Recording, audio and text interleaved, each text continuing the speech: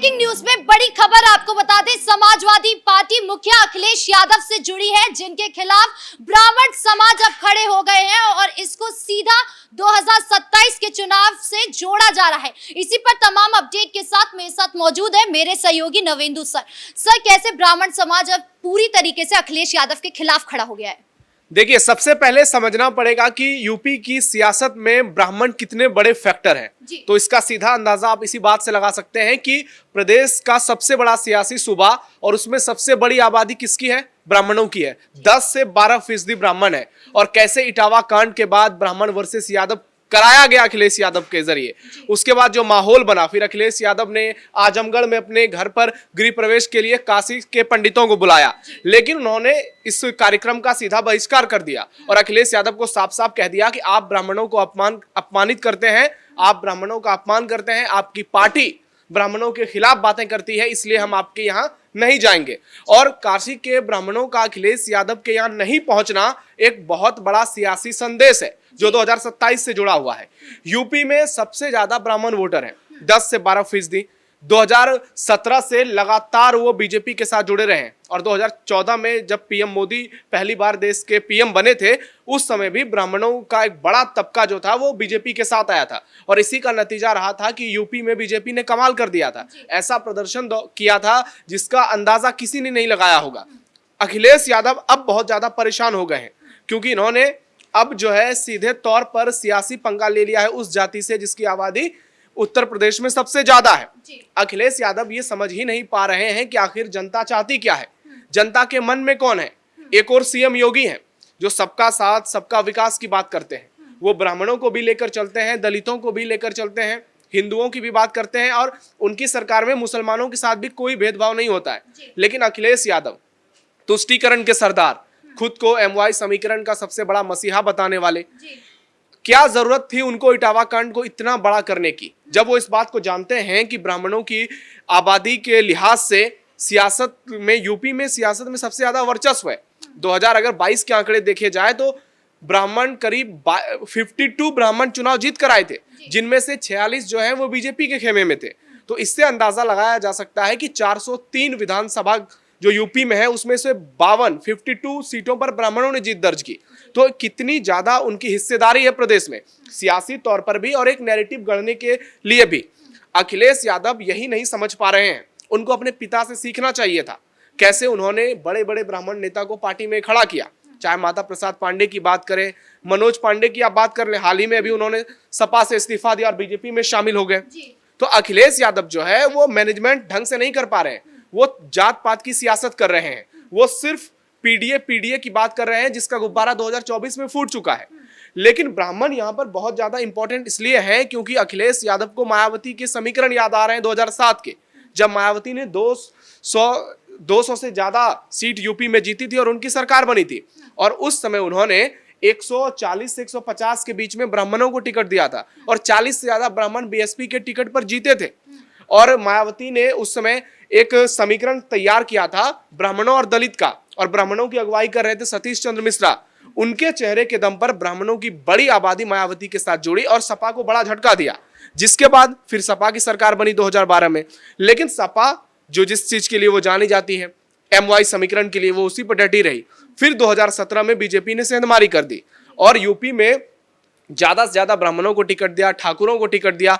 सवर्ण जाति की कुल आबादी यूपी में 20% से भी ज्यादा है, 12% के करीब ब्राह्मण है, 6% से ज्यादा ठाकुर है, 2% भूमिहार है और फिर कायस्थ की आबादी भी ठीक ठाक है। तो ऐसे में अखिलेश यादव बार बार पीडीए की बात करते हैं, 90% हिस्सेदारी की बात करते हैं, लेकिन दूसरी ओर लोगों में यह साफ मैसेज जाता है कि ये बात तो पीडीए की करते हैं लेकिन सियासत ये सिर्फ और सिर्फ मुसलमानों की करते हैं। जिस तरह से वक्फ का विरोध करना हो, जिस तरह से हिंदुत्व के खिलाफ बयानबाजी करना हो, गौ माता को लेकर बयान देना हो, गौमूत्र पर बोलना हो, अभी तक राम मंदिर तक नहीं गए हैं, ये सारे बात इस ओर इशारा करते हैं कि अखिलेश यादव की जो सियासत है वो हिंदुत्व के खिलाफ है, सिर्फ ब्राह्मणों के खिलाफ ही नहीं। आप देख लीजिए पिछली बार के चुनाव में 100 से ज्यादा सीटों पर ब्राह्मण और ठाकुर विधायक चुनकर आए हैं। अखिलेश यादव की पार्टी में 34 मुस्लिम उम्मीदवार जीते हैं। आप सोच सकते हैं कि एक और एनडीए का कुनबा है जहां पर सबसे ज्यादा ब्राह्मण हैं, ठाकुर हैं, पटेल हैं, लोधी हैं, उसके अलावा राजभर जाति के हैं, कुर्मी हैं, बहुत सारी जातियां हैं, लेकिन दूसरी ओर सपा है, सबसे ज्यादा यादव और मुस्लिम, इन्हीं दो जातियों की आबादी, विधायकों की आबादी सबसे ज्यादा नजर आती है। 112-15 के आसपास उनके विधायक हैं और आधे के करीब उसमें एमवाई समीकरण के हैं। तो अखिलेश यादव ये समझ ही नहीं पा रहे हैं कि उनकी सियासी नैया जो है वो कैसे पार लगेगी। वो सिर्फ एमवाई समीकरण के भरोसे 2027 नहीं जीत सकते। 2024 का चुनाव उन्होंने 37 सीटें जीती यूपी में, कांग्रेस के साथ मिलकर वो 43 का आंकड़ा हो जाता है। लेकिन समझना ये होगा कि उस चुनाव में आखिरकार अखिलेश यादव जीते कैसे। तो कहा जा रहा था कि कुछ लोग सरकार से नाराज हैं, कुछ लोग केंद्र सरकार से नाराज हैं। अखिलेश यादव की कोई बहुत बड़ी उपलब्धि नहीं थी जो वो 37 सीटें जीत कर आ गए। बीजेपी से लोग नाराज थे और बीजेपी का मैनेजमेंट उस हिसाब से नहीं हो पाया था यूपी में, जिसका फायदा अखिलेश को मिला। लेकिन उसके बाद जैसे 9 सीटों पर उपचुनाव हुए, सबको पता चल गया अखिलेश यादव की लंका लग गई। 9 में से 7 सीटें एनडीए के खेमे में आ गई और अयोध्या की मिल्कीपुर सीट बीजेपी ने जीती। कुंदर की, जहां पे 60% से ज्यादा मुस्लिम आबादी है, वो बीजेपी ने जीती। और अखिलेश यादव को बता दिया कि आपकी जो जातिगत सियासत है, आपकी जो तुष्टीकरण की सियासत है, ये हर बार चलने वाली नहीं है, क्योंकि जनता उनके सीएम योगी पर भरोसा करती है, उनके कामकाज पर भरोसा करती है। और सीएम योगी बार बार ब्राह्मणों को लेकर भी ये बात करते हैं कि ब्राह्मण समाज जो है वो प्रबुद्ध समाज है, वो समाज को आगे बढ़ाने वाला समाज है। वो बार बार हिस्सेदारी की भी बात करते हैं और ब्राह्मणों को टिकट भी देते हैं। लोकसभा में भी 10 सांसद बीजेपी से चुनकर आए हैं, विधानसभा में 46 विधायक हैं, एमएलसी हैं। और न सिर्फ वो हिस्सेदारी देते हैं बल्कि विकास कार्य भी करते हैं, चाहे पूर्वांचल की बात करें, बुंदेलखंड की बात करें, पश्चिमी यूपी की बात करें या फिर अवध की बात करें। हर ओर आपको बीजेपी का विधायक और सांसद ब्राह्मण जाति से नजर आएगा। लेकिन सपा की ओर से ऐसे नेता कम नजर आएंगे। उनके खेमे में सबसे ज्यादा मुस्लिम और सबसे ज्यादा यादव ही नजर आएंगे। ऐसे में 2027 से पहले अब अखिलेश यादव की नैया डोलने लगी है। ब्राह्मणों ने खुलेआम ऐलान कर दिया है और जिस तरह से अखिलेश यादव ने मुद्दा बनाया, यादव कथावाचक थे, उनके साथ जो भी घटना हुई हम उसकी कड़ी निंदा करते हैं। जिन लोगों ने किया उनको नहीं करनी चाहिए, ऐसे अगर उन्होंने किया है तो बहुत गलत किया है। और अगर कुछ गलती की है, किसी के साथ छेड़खानी की है, अपनी पहचान छुपाई है, तो उसके सजा के लिए कानून और संविधान है। वहां पर कोई ब्राह्मण समाज का व्यक्ति अगर उसके साथ मारपीट करता है तो हम इस बात का खंडन करते हैं। लेकिन अखिलेश यादव ने किस तरह से इसको मुद्दा बनाया, उन्होंने उन आरोपियों को बुलाया, सपा कार्यालय में उनको सम्मानित किया और ये एक तरह से लोगों में संदेश देने की कोशिश की कि हम जो है वो यादवों के मसीहा हैं। वहीं दूसरी ओर आप देख लीजिए सीएम योगी को, वो कड़ी कार्रवाई की बात करते नजर आते हैं। उन पर तो ये भी आरोप लगते हैं कि वो सबसे ज्यादा जाति की सियासत करते हैं। लेकिन आप देख लीजिए कि एनकाउंटर जो हुए हैं, क्या वो जाति देखकर हुए हैं? ब्राह्मणों में अगर कोई गुंडा बदमाश है तो उसका भी एनकाउंटर हुआ है, यादवों में कोई है तो उसका भी एनकाउंटर हुआ है, ठाकुरों में भी हुआ है, उसका भी हुआ है, हिंदुओं का भी हुआ है, मुसलमानों का भी हुआ है। लेकिन अखिलेश यादव के शासनकाल को आप देखिए, किस तरह से सिर्फ और सिर्फ एमवाई समीकरण को बढ़ावा देना, हिंदुओं को नीचा दिखाना। जब पर्व त्योहार होते हैं हिंदुओं के, तब डर का एक माहौल बनना प्रदेश में, वो सब कुछ बदल गया है। और कोई कैसे भूल सकता है कि अखिलेश यादव की ही सरकार थी 2015 में, जब शंकराचार्य अभिमुक्तेश्वरानंद पर लाठी चार्ज किया गया था। और आज वही अखिलेश यादव उनकी शरण में जाकर हाथ जोड़कर बैठे हुए हैं। तो ये सिर्फ और सिर्फ वोट बैंक की सियासत है, ये सिर्फ और सिर्फ ब्राह्मणों को गुमराह करने की सियासत है, जो अब नहीं चलने वाली है। क्योंकि ब्राह्मणों ने ये मान लिया है कि उनकी इज्जत तभी होगी जब सरकार योगी आदित्यनाथ की होगी, हिंदुओं की इज्जत तभी होगी जब सरकार बीजेपी की होगी। ऐसे में अखिलेश यादव का दांव किसी हाल में नहीं चलने वाला है। 2027 अब जो उन्होंने ये कांड किए हैं, अब लग रहा है कि 2027 में जो हुंकार भर रहे थे, वो कहते आ रहे हैं कि हम जो है 27 में सरकार बनाएंगे। और अब तो खबरें ये भी आने लगी कि अभी से उन्होंने प्रत्याशियों की चयन की प्रक्रिया शुरू कर दी है। तो ऐसे में कोई दाव अखिलेश का काम नहीं आने वाला है। लेकिन जो अखिलेश यादव है, उनके जो कार्यकर्ता वगैरह है, वो कह रहे हैं कि ब्राह्मण समाज के अगर खिलाफ वो नहीं बोलते, तो अगर यादव समाज के खिलाफ बोलते तो यादव आज सड़कों पर नजर आते, जो आज हमें ब्राह्मण समाज नजर आ रहे हैं सड़कों पर। तो आपको क्या लगता है कि यादव समाज के अगर वो समर्थन में नहीं बोलते तो आज यादव समाज भी नीचे नजर आते सड़कों पर? ऐसी कोई बात नहीं है। जब सीएम योगी कार्रवाई करते हैं ब्राह्मणों के खिलाफ, ठाकुरों के खिलाफ, तो क्या ठाकुर और ब्राह्मण सड़क पर आ जाते हैं? ऐसी कोई बात नहीं है, सब फिजूल की बातें हैं। यादवों के सबसे बड़े मसीहा और नेता अखिलेश यादव ही हैं। कुछ भी हो जाए वो हर परिस्थिति में उनके साथ रहेंगे। और ये लोकतंत्र है, किसने किसको अधिकार दे दिया है कि आप सड़क पर आओ, उत्पात मचाओ, हुड़दंगबाजी करो? फैसला कानून को करना है, सरकार को करना है, कोर्ट कचहरी का ये काम है। ये कोई जनता तय नहीं करेगी कि किसे किस तरह का फैसला देना है। वो लोकतंत्र में सिर्फ अपनी राय रख सकते हैं। फैसला लेना कोर्ट का काम है, कार्रवाई करना पुलिस का काम है। ऐसे में अखिलेश यादव पर ये दबाव था, वो दबाव था, ये सब फालतू की बातें हैं। अगर इस तरह की दबाव हो तो सबसे ज्यादा तो ब्राह्मण है, फिर ब्राह्मण सड़कों पर उतर जाते, लेकिन वो नहीं उतरे। क्योंकि उन्हें मालूम है कि अगर वो सड़कों पर उतरेंगे तो कानून व्यवस्था खराब होगी, आम लोगों को दिक्कतें होंगी। अगर वो सड़क जाम करेंगे तो लोगों के जीवन में तकलीफ होगी, उनको जाने आने में परेशानी होगी। वो इस बात को समझ रहे हैं। लेकिन आप ये भी सोचिए कि अगर यादव समाज भी रोड पर आया है, सड़क पर आके प्रदर्शन किया है, तो इसके पीछे भी सियासी कारण है। ये उनसे करवाया गया है, क्योंकि आज भी यादवों की बड़ी आबादी जो है, उनका बड़ा तबका है, वो बीजेपी के साथ जुड़ा हुआ है।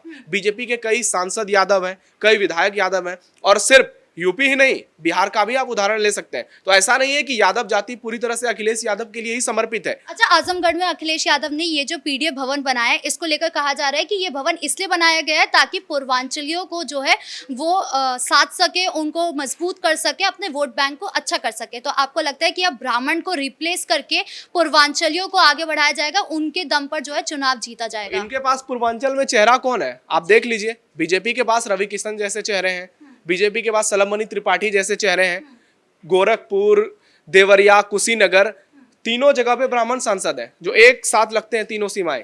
कई जगह पे और भी ब्राह्मण सांसद हैं। तो अखिलेश यादव का ये जो दाव है और ये जो उनका प्रोपेगेंडा है, ये कहीं से सफल नहीं होने वाला है। ये सिर्फ और सिर्फ लोगों को गुमराह करने की कोशिश कर रहे हैं।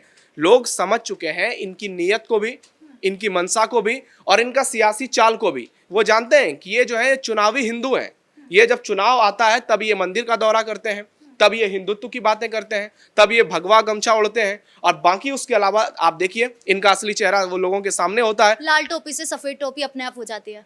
जो भी हो, लाल टोपी से सफेद हो, हरा भी दिखने को मिलता था कई बार। तो अखिलेश यादव के बारे में बताने की कोई जरूरत नहीं है, लोगों को मालूम है। और ये आज से नहीं है, ये उनके परिवार की ही विचारधारा है, उनके पिताजी की विचारधारा है, जिन्होंने कार सेवकों पर, राम भक्तों पर गोली चलवाई है। जो अखिलेश यादव आज तक राम मंदिर नहीं गए हैं, वो अखिलेश यादव क्या ब्राह्मणों को साधेंगे? वो अखिलेश यादव हिंदुत्व की क्या बातें करेंगे?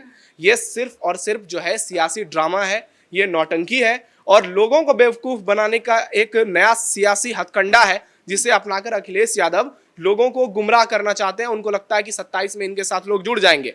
लेकिन ब्राह्मणों में और हिंदुओं में साफ मैसेज गया है कि हिंदू समाज तभी सुरक्षित रह सकता है जब योगी आदित्यनाथ की सरकार हो। नहीं तो आजादी के बाद 75 साल हो गए, संभल में कभी रामनवमी की शोभा यात्रा नहीं निकली थी। होली हो, दिवाली हो, दशहरा हो, कोई भी पर्व त्योहार हो, हमेशा सड़कों पर सन्नाटा पसरा रहता था। लेकिन योगी आदित्यनाथ की सरकार में सब कुछ बदली है, और अखिलेश यादव ये पचा नहीं पा रहे हैं। कभी वो पीडीए को लेकर नया समीकरण बनाने की कोशिश करते हैं, कभी माता प्रसाद पांडे को विधानसभा में नेता प्रतिपक्ष बनाकर ब्राह्मणों को लुभाने की कोशिश करते हैं, कभी योगी आदित्यनाथ को ब्राह्मण वर्सेस ठाकुर कराने की कोशिश करते हैं उनके चेहरे के दम पर। तो अखिलेश यादव जो है वो पूरी तरह से बैकफुट पर है, और उनकी जो हताशा है, उनकी निराशा है, ये बता रही है कि 27 में भी जो है अखिलेश यादव की साइकिल पंचर होने वाली है। और ब्राह्मणों पर दिए बयान ने उसमें एक बड़ा खेल कर दिया है। और अच्छा, 2027 के चुनाव में अभी टाइम है। अगर अखिलेश यादव माफी मांग ले ब्राह्मण समाज से, तो आपको लगता है कि कुछ फायदा हो सकता है उनको चुनाव में? माफी मांगने से उनकी मंशा तो नहीं बदल जाएगी। लोगों में संदेश तो बहुत पहले से है कि ये हिंदुओं के समर्थक कभी नहीं हो सकते, ये ब्राह्मणों के समर्थक कभी नहीं हो सकते। अब कोई चोर 10 बार चोरी करके माफी मांग ले, कोई दुष्कर्मी 10 बार दुष्कर्म करके माफी मांग ले, तो इससे उसके पाप नहीं धुल जाते हैं। हालांकि हम उदाहरण के तौर पर ऐसी बातें कर रहे हैं, लेकिन अखिलेश यादव के बारे में लोगों को जानकारी है, उनके पिताजी के बारे में जानकारी है, जो कि दुष्कर्म पर कहते हैं कि लड़के हैं, उनसे गलती हो जाती है।